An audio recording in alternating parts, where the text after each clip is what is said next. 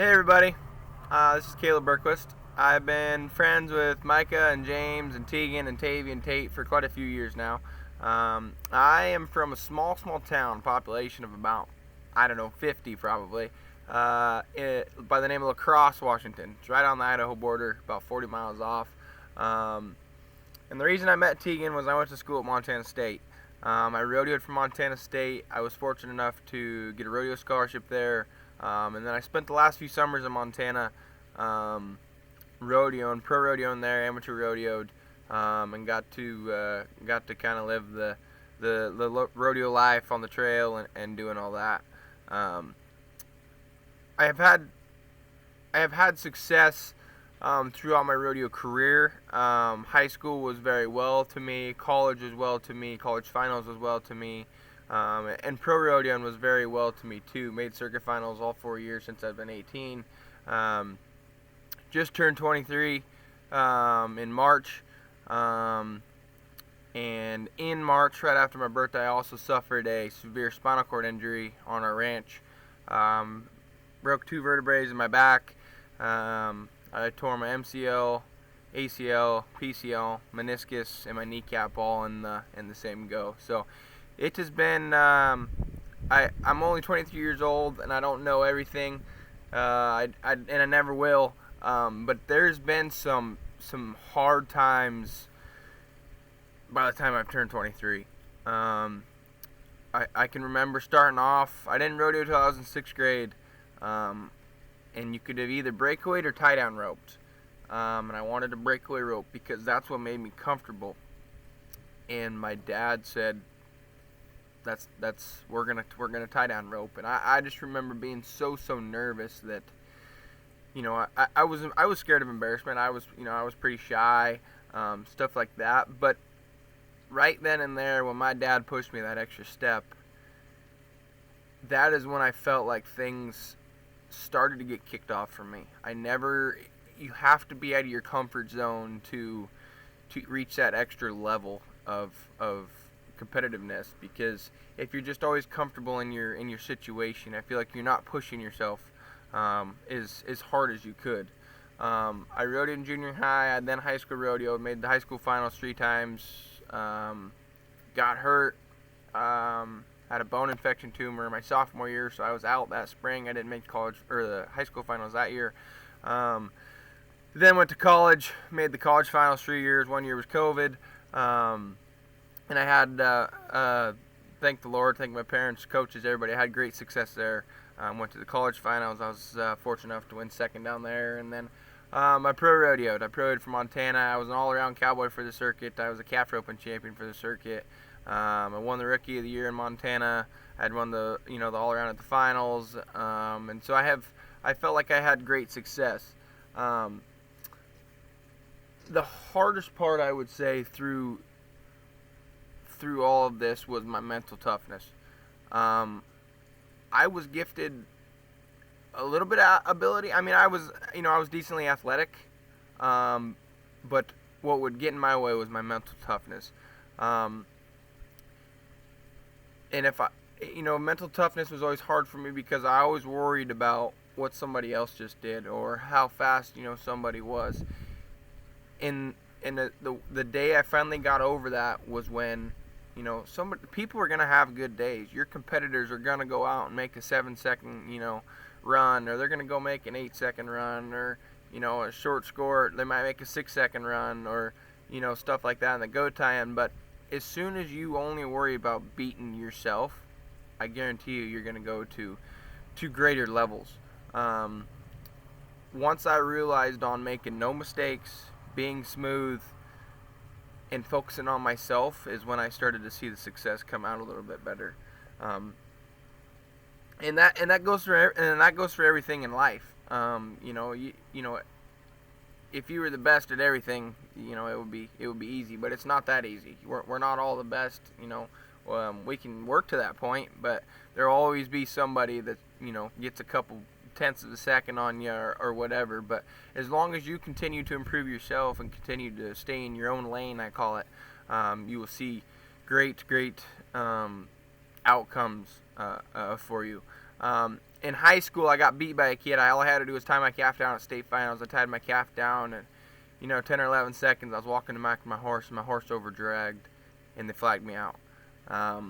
I lost the high school championship that year, and I won second, and came home, and I was sad, and I was bawling my eyes out. My parents, they felt bad for me and stuff, but it was finally when my dad asked me, we should let's get better for next year. Let's do something about it.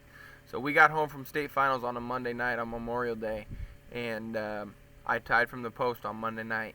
And ever since that moment in my career, I felt like that's when things started to click for me.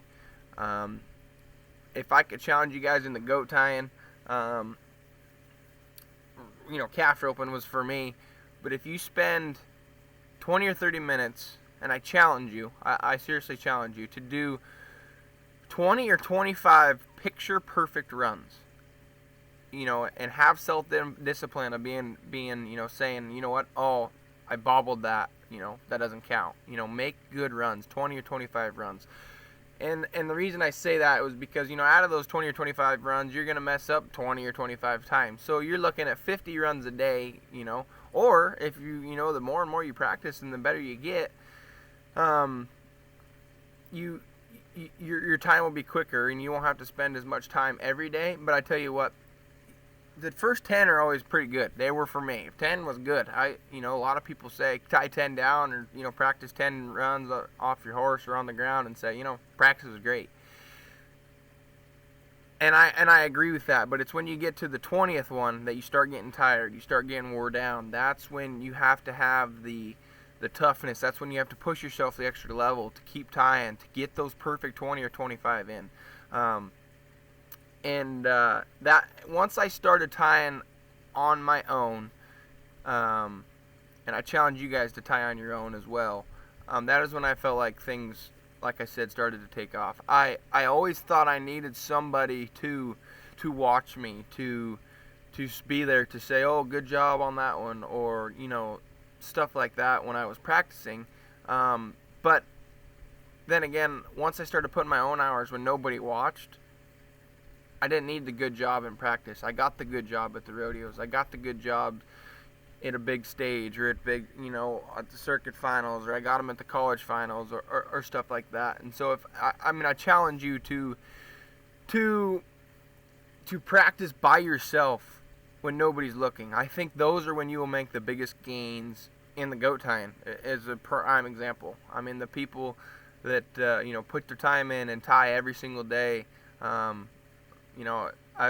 know Tavy. She's one of them, but she ties, I bet, 5 out of the 7 days a week at least, and that's where if you tie once or twice a week, you're just kind of treading water. But when you start really gaining is when you tie, I believe, at least 5 times a week. Don't be afraid to give yourself a break, but those who put the time in will dang sure get the time out. So things have changed now that I've had my spinal cord injury. When I was injured, lost all feeling below my waist, all my movement. I was in the hospital for 95 days. I got out. Of the hospital, and I started to gain my motion back. But when I had first gone into surgery, people said, you're never gonna walk again. And that broke my heart. It broke my mom's heart, my dad's heart, my sister's, everybody's heart. But I think the mental toughness that rodeo had prepared me, that is what I think has helped get me through this. I have now started to walk. I'll have a 90% recovery in my left leg. I think the mental toughness from rodeo has carried me through, school and college. It carried me through the bigs, the wins and the loses, losses, through everything. It helped me get through this injury deal. There's a lot of people down there when I was in rehab that I thought should have walked out of there. I thought that their mental toughness, maybe they had given up a little too soon, and I thought they really could have gotten out of there. They just didn't put the time and the effort in. And we have a ranch and stuff, and I'm a busy person. I can't sit down. I can't be stuck in the house, and so I've gone on a horse a couple times now already. I've, swathed and I bale hay, and I've figured out to do a lot of things, and I'm still doing therapy, and it's all a juggling act. But mental toughness in rodeo, I think, is the most important. Whether you're athletically gifted or not, if you have good mental toughness, you're gonna do well. Like I said, it was very hard for me at the beginning to do all of that, but I've slowly gotten better at it, and I know lots of people struggle with it. I mean, I still struggle with it. I'm no pro by any means, but it's the day I started worrying about myself was the day things got better. And like I said, please, I think being persistent every single day of tying your goats. Make 20 good runs, make 25 good ones. Go out early in the morning when it's cool, and and spend some time by yourself, and you will see a lot of improvements. And I also think, and I believe, don't be embarrassed to have help once in a while, like these clinics. Learn as much as you can. And I'm not here to tell you one person knows it all and one instructor doesn't. You got to take everything that everybody gives you, put it all together that fits your own style to get to where you want to be. It doesn't matter what your background is. I believe that if a lot of people say, oh, so-and-so can buy any horse, or so-and-so can buy any amount of goats. That's true. There is people that can do that. But that doesn't matter. That doesn't matter one single bit. If you can afford 1 or 2 goats and 1 horse, perfect. We just need 10 strings at $10 a piece, and we're going to be tying forever. I've seen a lot of people come from not much and be some of the most successful people. So it doesn't matter what your background is. You can achieve anything and compete with anyone. And I would say thank your parents as well for giving you the abilities to come to these goat tying clinics and take the lessons from Tavy and Mika and everybody else that's helping. Learn from them, because they know what they're doing. But that goes for any clinic you go to. I challenge you to take everything from them and learn from it. 2 more things.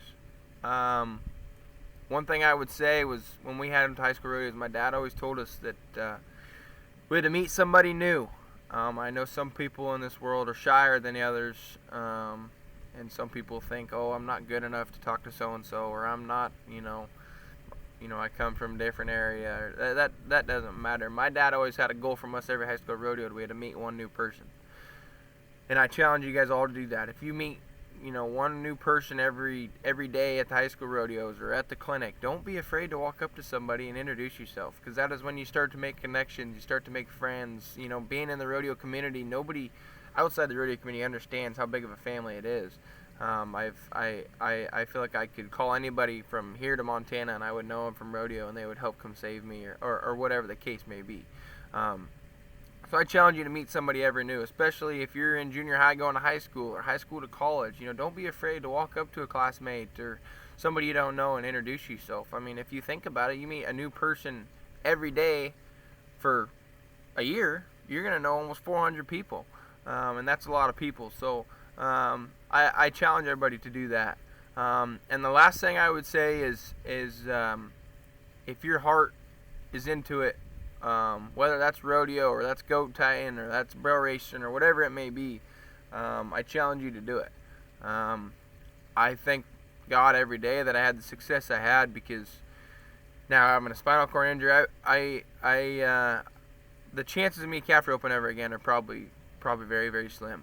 I'll be able to team rope and stuff, but in a blink of an eye, you don't get to do sometimes what you love. My famous saying is, last Sunday might not be the same as this coming Sunday. You don't know the future. And so I thank God every day for all the big rodeos I got to go to Cheyenne, and all of those big rodeo, Colorado Springs for the NFR Open, and all the college finals I made, and I had great horses and I thank God every single day for that, and I also thank my parents every single day for that. But if I could, I would say enjoy the moment while you can, and do it while you can. If your heart desires it, please, please go do it. I'm not saying live life scared, because I'm not scared either, but you just never know when a change may come your way. And so if your heart's into it and you believe in it, go ahead and do it. So hope you guys are having a good goat tying clinic. Mike and Tavy are awesome. And we'll keep in touch. So everybody, good luck and keep your heads up, and we'll talk to you later.